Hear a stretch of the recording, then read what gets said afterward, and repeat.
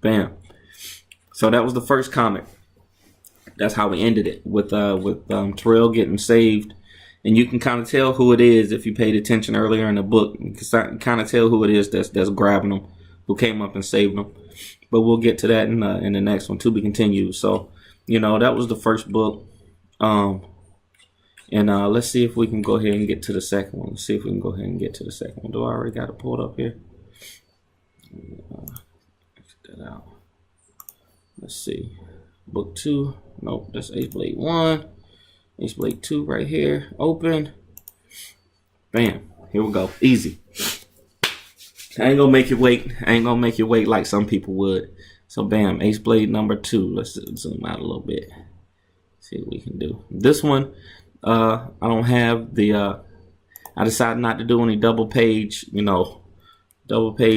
spreads with. So, we just got this file. And we'll see. We're gonna make it do what it do. All right. Let me see if I can get this thing. Get it back right.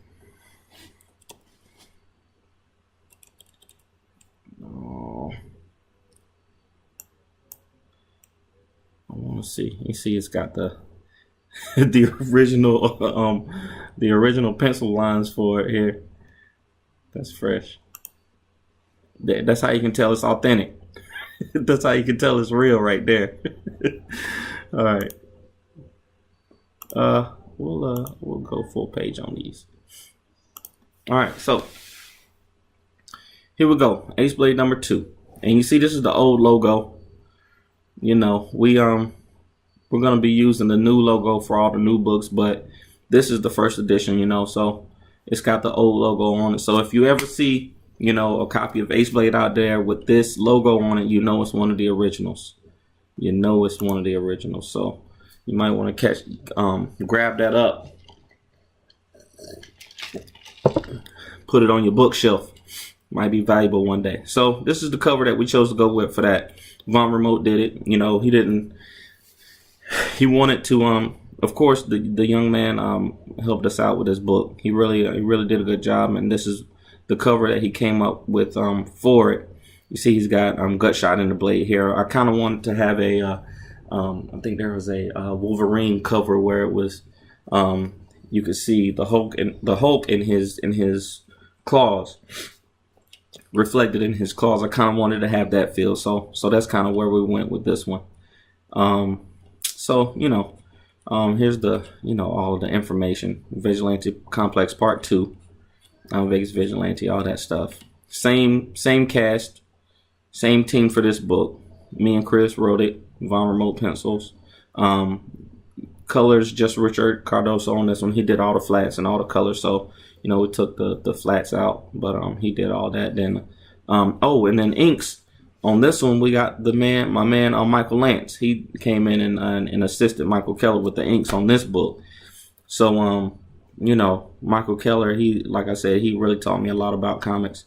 But he went back to school, and he didn't have as much time, so we brought on Michael Lance to kind of help him out. So, and again, Aceblade created by Christopher Hollers. Now, on the third book, in the new prints, you'll see this has changed. So you'll see that it says Aceblade created by Christopher Hollers and Danny J. Quick, because I always want to give Christoph his credit that he created Aceblade, but he really has entrusted this ship to me. So I'm gonna I finally feel comfortable adding my name to the created by, really, after writing a novel and all of these books. I feel like I finally feel like I can say that I deserve that credit. So okay, so a few days later, now here you already see it, the lettering. The lettering, this is a big improvement already. You can tell from book 1 to book 2. So we'll get right into it. Look at the colors on this, man. Look at the colors. See this luxurious house? You got the shadows, perfect. The warmth of it, just a welcoming scene. You see the bushes. Look at all of this. The detail that Rich put into this, man. It's just crazy. It's just crazy. So he says, "Oh my God, Why do I feel like I just got ran over by a when you get that cough attack, you see the blood on that. What the heck? Where am I? Whose house is this? He goes downstairs. He sees a young lady in the kitchen. Well, it's good to see you're finally on your feet again. This is a young lady from the club, Lady Luck. Doesn't feel so good. You've been in and out for 3 days. 3 days? Well, let me explain. When you showed up at the club, Mortar and I were talking about your friend being in some serious trouble. I didn't really know what they were doing. They who? I never seen the black guy in the camouflage before or the nerdy guy before. But I know Domino. He's always lurking around the club trying to pick up strays. You hungry? Oh, okay, slow down. But when they put you in the back of that truck, I knew, wait a minute. Terrell's trying to get her to slow down. He's like, look, man, I just woke up after 3 days, man. Slow down a little bit. Start from the beginning. Okay, sorry. Earlier that night, I saw Ocellus storming out of one of the rooms while I was bringing drinks. Benjamin Gutshot Ocellus? Yeah. I thought it was strange to see him down at the club. Clink. Terrell just put his fork down. He already know what it is. He said, Benjamin Gutshot Ocellus? I know who that is. Clink. You know what? I mean, he does own the place, but I gotta go. What did I say? I'm going to break into the penthouse. Do you have something I can wear? Maybe a ski mask to cover my face with? I don't know if that's a good idea, Terrell, but I think I have just the thing for you. It may be a little snug, but it'll at least cover your wounds. One more thing. I'm going to need some tools. Yo, this dude is all about business. This one we decided to just go ahead and get into it, you know. One thing, because these guys are such good visual storytellers, they put this emotion here. They show, you know, they're showing what the story is. See, she's in thought. You know, I gave her a lot of dialogue because, you know, I wanted her to seem kind of flustered. But we don't really need a lot of dialogue because they're such good visual storytellers.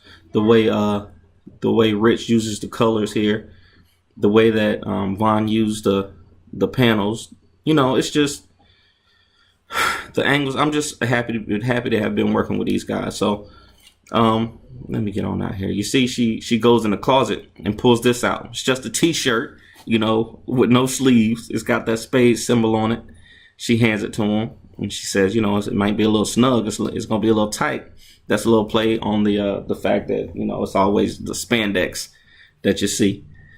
They always got the spandex suit. So he says he needs some tools. In the book, in the novel, you get a little more detail. She says she goes down to her garage and finds him a tool belt. So you'll see that. So back at the casino. Sit down, Street. You're making me nervous, dude. The boss will let us know what to do when he gets here. So you see these guys from the other night. They're all sitting around all nervous with this big old huge TV on the wall. So you see this helicopter flying in. You know, must be somebody important. Helicopter lands. Whoosh. See these guys waiting. Ding. He steps out. Is it finished? Remember this guy with the anger issues from the first book. Yeah, boss. Durham and his manager are out of the picture. And my money? That's the thing, boss. There was no money. What? They were paid to throw that fight. Go do his house. I have another meeting to go to. Nobody crosses the gut shot. That's a kind of a, you know, that's a little cheesy, but I kind of wanted to throw that in there. It's a little cheesy. You know, the comic books and the anime and the cartoons of the 90s and the early 2000s really inspired me. You know, I really watched more cartoons than I read comic books, and the Ninja Turtles and Spider-Man, they always had little cheesy sayings in there like that. So that's something I wanted to use. You stay here, Street. We'll handle this one. Yeah. So Street is kind of the nerdy dude, but you know, he's not really a bad guy. He kind of was really just caught in that situation. So they're headed out to go to Terrell's house. Street says, you know what? Oh man, hashtag turn down for nap time. I'm an old dude, you know, so I'm kind of late on all of the sayings and stuff. So I use the turn down for what? Turn down for nap time, you know, because I'm kind of a geek myself. That's something that I probably say. So he falls asleep. You see this little figure in the background, and then crash, thump, thump, crash, crashes through there. crashes through the window. What the devil? This right here took a lot of work to do. Now this this page right here took a lot of work for me to get this like this, because I don't know if you know about making comics, but when it's traditional, it's traditional pencil and ink. You know, when it's colored, you can go in, but you have to literally cut out all of these images in order to put text behind something. You have to cut out all of this imagery, put the text in, and then lay it back over top. So I wanted to, use the crash back here, and then the A, where the A would be, is Aceblade. So this is the first time you see Aceblade. This second book is the first appearance of Aceblade. So this A, C-R-A-S-H, the A is where Aceblade is. I wanted, that was something I thought was kind of cool. It's this purple color. So, I hope that shines through. He said, what the devil? Again, the colors. Look at the levels of fade. Like, you got the blur on the glass coming out. It's just amazing. The dude is just a monster. Bam! You get a full page splash of Aceblade right here. You see, he's got on the mask. He's got on some goggles. He's got on this little tight T-shirt. He's got this little belt buckle with the knives hanging out. He's got just some gloves on. So this isn't even really a costume. This is more just like something that he put together. But you see, you got the purple shirt with the no sleeves, and you got the spade symbol here. And you got the purple mask. That's really, that's the basis of the costume right there.